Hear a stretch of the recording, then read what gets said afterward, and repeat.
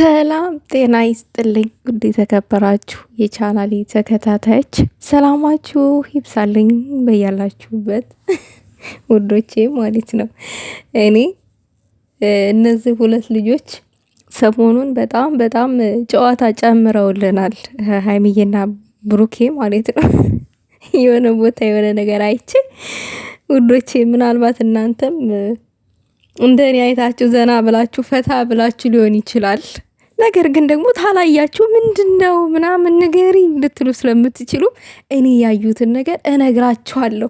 ምን መንገር ብቻ ከነ ማብራሪያው ከነ ምናምን ፍትፍትፍት አርጌ ነው የምነግራችሁ ውዶቼ። ላይክ ሼር እያደረጋችሁ ለማንኛውም እስቲ ሊድ ወደ መጣሁበት ጉዳይ። ቅማሟ ምን አለች? ስቶሪዋ ላይ ነው ይሄንን በነገራችን ላይ የፖስተችው። ብሩኬም እንደዛው በጣም ነው እንዲ የምትቃጠሉት። ራሳችሁን ብታዩ እኮ ስለ ጥሮት እንጂ ክፋት አታስቡም ነበረ። ኧረ ተይ ሀይሚዬ ተይ አታስቂኝ ተይ። እንዴ እንደነዛ አይነት ሰዎች አይደሉ እንዴ ታዲያ ሀገርን ምንን እያወዳደሙ ያሉት? የሆነ እንደዚህ ሃይማኖተኛ ነች፣ ጦሎተኛ ነኝ አስመሳይ ሰዎች ናቸው እንደዚህ እያጠፋፉን ያሉት ያለሽ። ለማንኛውም ተመችቶኛል። በነገራችን ላይ ውዶቼ እኔ እንደዚህ ማስመሰል አይመቸኝም። አንድ ወይንም ከድሩዬነቱ አንድ ከሃይማኖትነቱ ነው መቆም ደስ የሚለኝ። እንደዛ አስመስሎ መኖር ደስ አይለኝም። እና እንደዛ የምታረጉ ሰዎች ይቅርባችሁ።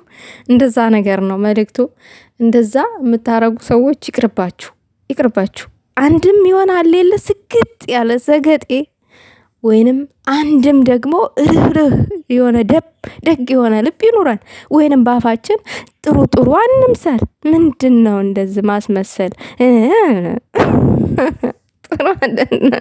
ጥሩ አይደለም ትላላችሁ። ወደ ቡራዬ መልእክት ደግሞ ሲሄድላችሁ ምን አለ መሰላችሁ? የዛን ዘመን ሰው በጭንቅላቱ ሳይሆን በሆዱ ማሰብ ጀምሯል መሰለኝ፣ ሰግጦ ቀሩ።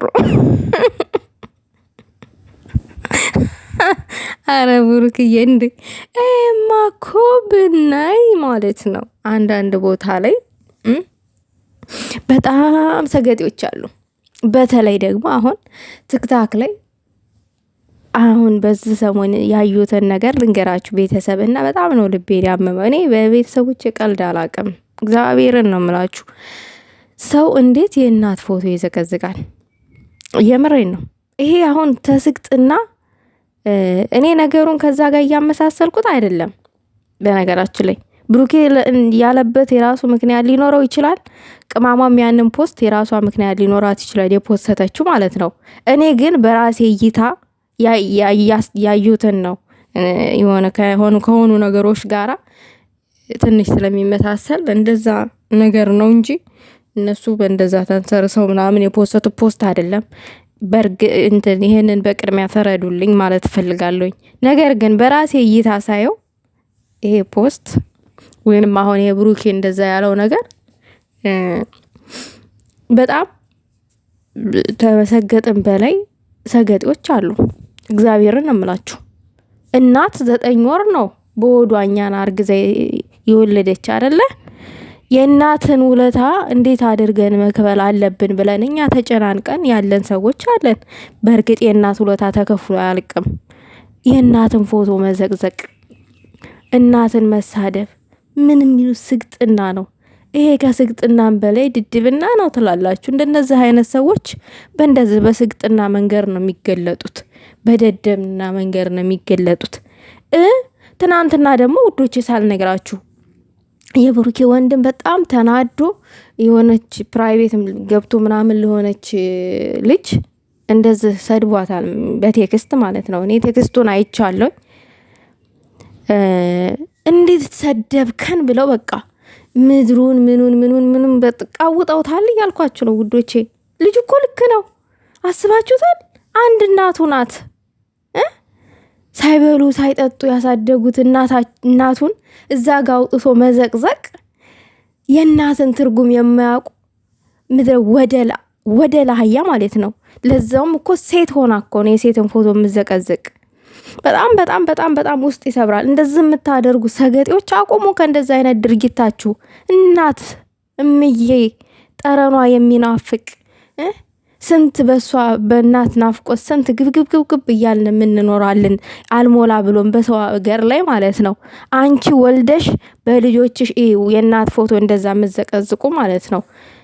ቢሳደብ ልክ ነው። እንኳን ተሳደበ አግኝቶ ራሱ በጥፊ ቢከካሽ እኔ ደስ ነው የሚለኝ። ተሳደበ ብላችሁ እንዴ! ያላባት እኮ ያሳደጉት እናት ናቸው እኮ እኚህ እናት። ምን አጠፉ? ምን በደሉ? እዛ ፎቶቸውን አውጣችሁ የምዘቀዝቁት። እንኳን ተሳደበ ፌመስ ነው ለምን ተሳደበ ምናምን እያላችሁ የምታሽቀባብጡ አላችሁ። ታይ እንጂ እሱ ፌመስ ስለሆነ ታዲያ የሱ ፍምስና